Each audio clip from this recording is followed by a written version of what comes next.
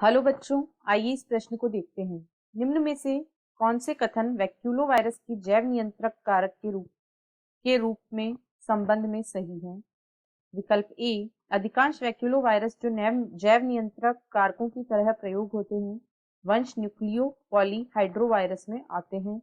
विकल्प बी, वैक्यूलोवायरस से संक्रमण तब होता है जब संवेदनशील परपोषी उदाहरण कुछ विशिष्ट कीट गंदगी पर उपस्थित वायरस कणों को खाते हैं और मर जाते हैं।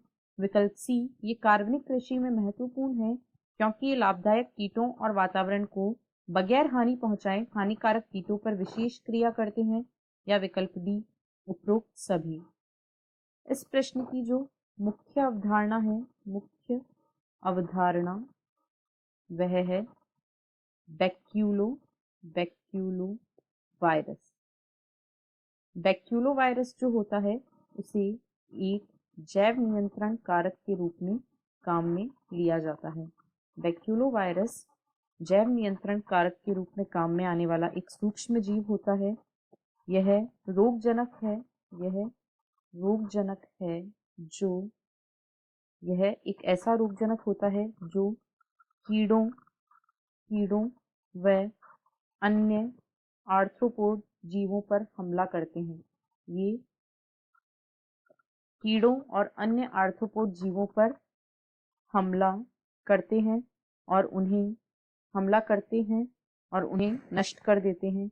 इनमें से अधिकांश का जैव नियंत्रक एजेंट या कारक के रूप में उपयोग किया जाता है। ये न्यूक्लियो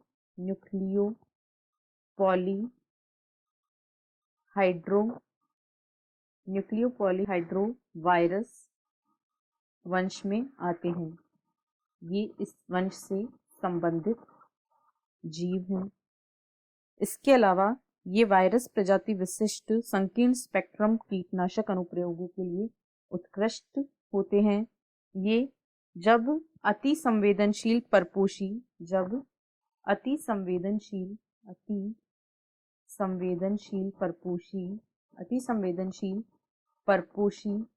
जब गंदगी जैसे पत्तियों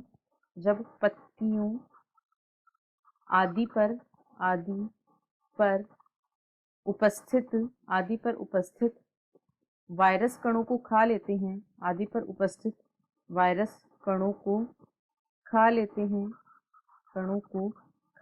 हैं जब अति संवेदनशील परपोषी पत्तियों इत्यादि पर उपस्थित वायरस कणों को खा लेते हैं तब उनकी मृत्यु हो जाती है। इन वायरस की वजह से ऐसे परपोषी जीवों की मृत्यु हो जाती है क्योंकि ये इन्हें नष्ट कर देते हैं। इसके अलावा ये जो वैक्यूलो वायरस होते हैं इनकी एक बहुत ही अच्छी विशेषता ये होती है कि ये लाभकारी कीटों के साथ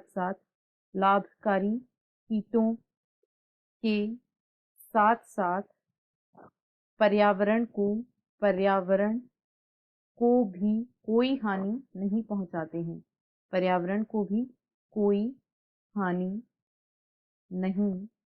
पहुंचाते हैं।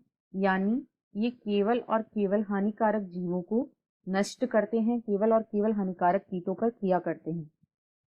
अब यदि विकल्पों को देखें तो विकल्प ए में कहा गया है अधिकांश वैक्यूलो वायरस को जैव नियंत्रक कारकों की तरह प्रयोग में लिए जाते हैं और ये न्यूक्लियो पॉलीहाइड्रो वायरस में आते हैं।